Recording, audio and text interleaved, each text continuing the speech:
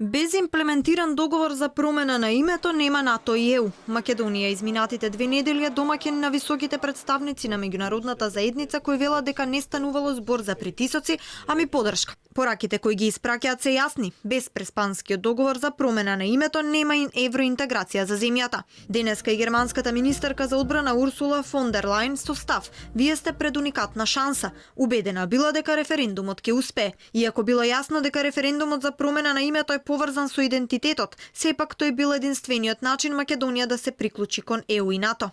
Референдумот предстои и јас знам дека тој е поврзан, прашањето за името на вашата држава е поврзано и со културата, е поврзано и со вашиот идентитет, е поврзано и со историјата, но сепак во него, во овој референдум гледам една голема шанса. Јас сум убедена дека тој ќе биде успешен и дека се ќе биде така како што треба да биде и дека на крајот ќе се движите по вистинскиот пат.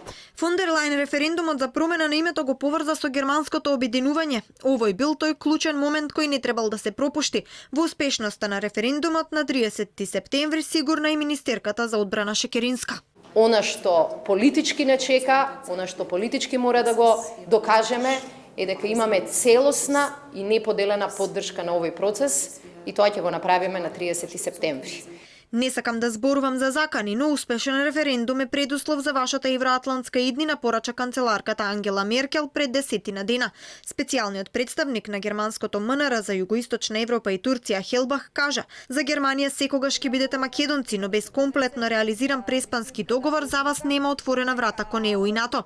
Пораки за референдум упати и германскиот министер за европски прашања Михаел Рот. Шефот на германската дипломатија кој престојуваше 2 дена во земјата кажа дека се надевал на историска одлука. Хајко Мас пред новинарите за честите посети од страна на германски представници рече: "Ако барате некој германски министер, дојдете во Македонија." Досега земјата ја посетија првиот човек на НАТО Столтенберг, еврокомесарот за проширување Јоханес Хан, канцеларот Себастијан Курц, американскиот поможник државен секретар за Европа и Евроазија Вес Мичел и првиот човек на Пентагон Џејмс Матис.